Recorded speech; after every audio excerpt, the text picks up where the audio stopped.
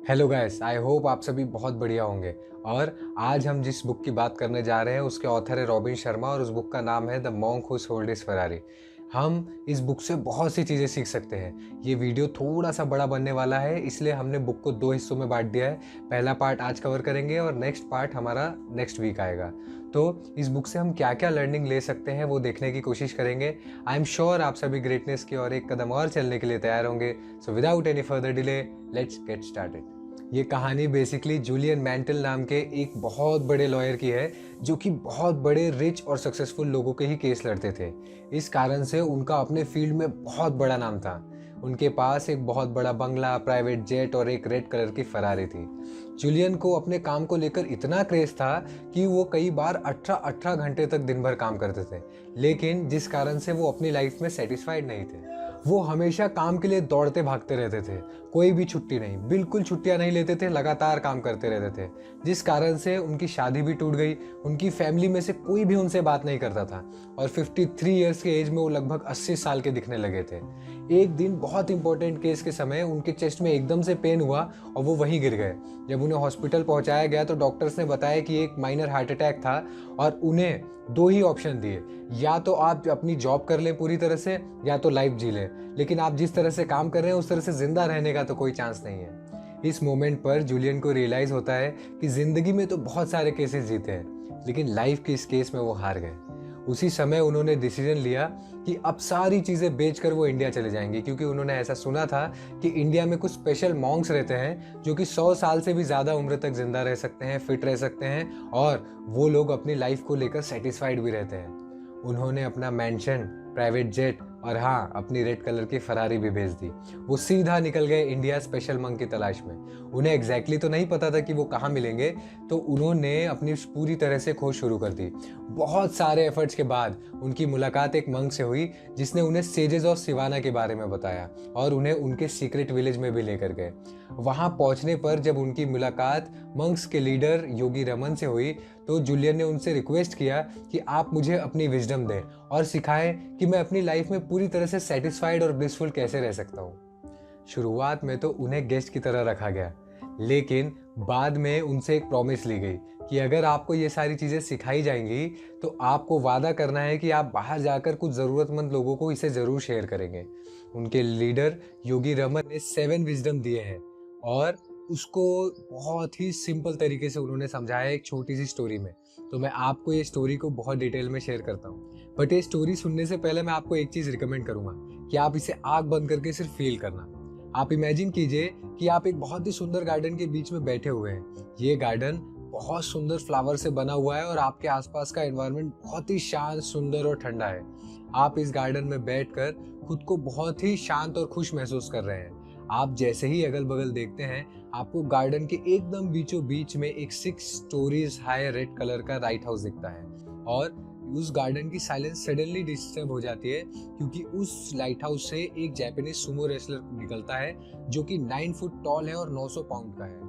और Japanese Sumo wrestler almost naked है, सिर्फ एक पिंक कलर की वायर केबल पहनी हुई है जिससे उसने अपने प्राइवेट पार्ट्स को छुपाया हुआ है।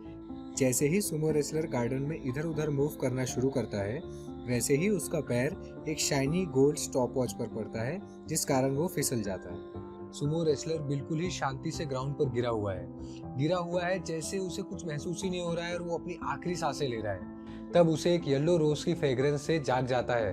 पूरी तरह से एनर्जाइज्ड होकर वो वापस अपने दोनों पैरों पर खड़ा हो जाता है और चलने लगता है।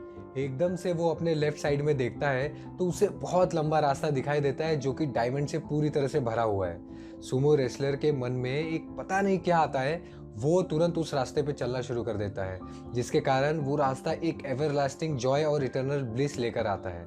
काफ़ी स्ट्रेंज स्टोरी है, लेकिन जूलियन का ऐसा मानना है कि ये स्टोरी से आप पूरी तरह से सारी चीज़ें सीख सकते हैं। जब जूलियन ने पहली बार इस स्टोरी को सुना था तो उन्होंने तो सीधा कह दिया कि भाई आप मुझसे मजाक तो नहीं कर रहे। तो योगी रमन ने रिप्लाई किया कि ये 7 वर्च्यूज़ इसी स्टोरी में छुपे हुए हैं और आप अगर ये 7 विजडम्स को पूरी तरह से समझ जाएंगे तो आप लाइफ में हमेशा खुश रहेंगे। मैंने इस स्टोरी को जितना सिंपल हो सकता है उतना सिंपल रखने की कोशिश की ताकि आपको समझ में आ जाए। तो चलिए सीखते हैं कि हम इन 7 वर्च्यूज़ को किस तरह से सीख सकते हैं। सबसे पहले जब स्टोरी शुरू होती है तो वो गार्डन का जिक्र करते हैं। गार्डन रिप्रेजेंट करता है आपके माइंड को। जैसा आप बीज बोएंगे वैसा ही आप फल पाएंगे। What you sow you reap. अब आम तौर पर लोग या तो पास्ट के बारे में सोचकर परेशान होते रहते हैं या तो फ्यूचर के बारे में, लेकिन उन्हें ये नहीं समझ में आता कि past is history, tomorrow is a mystery and today is the present. हमेशा याद रखना है आपको, और अपने दिमाग को हमेशा याद दिलाते रहना है कि आपको हमेशा प्रेजेंट में ही रहना है। किसी भी सिचुएशन से फर्क नहीं पड़ता, सिचुएशन कुछ भी हो, लेकिन अगर आप प्रेजेंट में रहना सीख गए तो आपके पास लिमिटलेस एनर्जी होगी।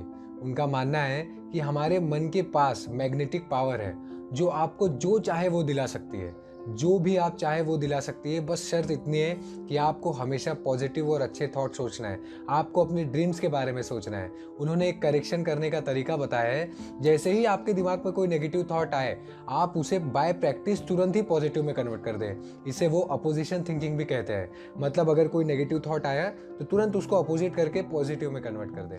अब हम आ जाते हैं हमारे सेकेंड विजडम पर, लाइट हाउस। लाइट हाउस जिस तरह से शिप्स को इंडिकेट करता है ना किनारे तक पहुंचने में, उसी तरह से हमारे लाइफ का जो पर्पस होता है ना, वो हमें मदद करता है हमारे फाइनल डेस्टिनेशन तक पहुंचने में। तो लाइट हाउस रिप्रेजेंट करता है पर्पस को। एक बहुत अच्छा कोट है इस बुक में, never do anything because you have to, the only reason to do something that should be because you want to and you know it's the right thing to do for you. इस book में purpose को करने के पूरी तरह से 5 steps बताए गए हैं जो आपको बहुत आसान रास्ते बताएंगे। जिसमें से फर्स्ट स्टेप है form a clear mental image of the outcome. इसका मतलब जो भी आप डेस्टिनेशन पे पहुंचना चाहते हैं या जैसा भी आप खुद को इन फ्यूचर देखना चाहते हैं, आपके दिमाग में उसकी बहुत ही क्लियर पिक्चर होनी चाहिए। जितनी ज़्यादा आपकी क्लियर पिक्चर होगी उतनी ही आसानी आपको आगे की स्टेप्स लेने में होगी और उतनी आसानी से आप डेस्टिनेशन तक पहुंचेंगे। सेकेंड स्टेप है गेट सम पॉजिटिव प्रेशर। इसका मतलब आप खुद पर किसी न किसी प्रकार से एक पॉजिटिव प्रेशर क्रिएट करने की कोशिश करें। और इसका एक सिंपल सा तरीका बताता हूँ मैं, कि आप अपने गोल को किसी को और को बता दें।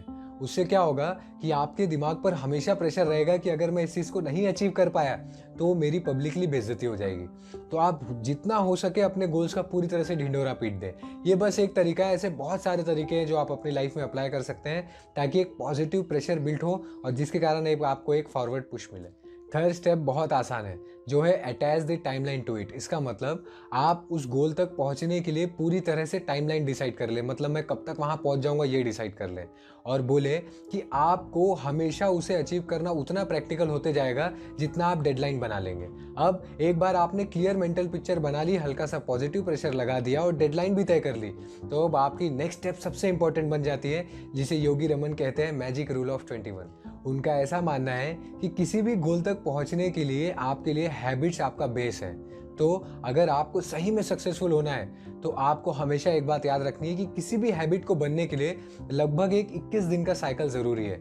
मतलब आपको पूरी तरह से जोर लगाकर सिर्फ 21 दिनों तक एक काम को लगातार करना है, और जैसे ही आप ये कर लेंगे देखना समय लगता ही नहीं है उस चीज़ को हैबिट बन जाने में। फिफ्थ और फाइनल स्टेप है एन्जॉय द प्रोसेस। इसका मतलब हम लोग कई बार लाइफ में सिर्फ डेस्टिनेशन पे फोकस करने लगते हैं, लेकिन हम लोगों को ये रियलाइज़ करने में बहुत लेट हो जाता है कि एन्जॉय तो जर्नी को करना था। तो life is a journey not a destination. हमेशा याद रखें कि आपको सिर्फ फाइनल डेस्टिनेशन पर नहीं बल्कि अपनी जर्नी पर भी फोकस करना है। आई होप कि आज की इस बुक से आपने काफ़ी चीज़ें सीखी होंगी। ये इस बुक का फर्स्ट पार्ट था। आप जितनी भी चीज़ें सीख रहे हैं मेक श्योर उन्हें अप्लाई ज़रूर करें। मिलते हैं नेक्स्ट वीक इसके सेकंड पार्ट के साथ। तब तक के लिए stay tuned and let's make the greatness common.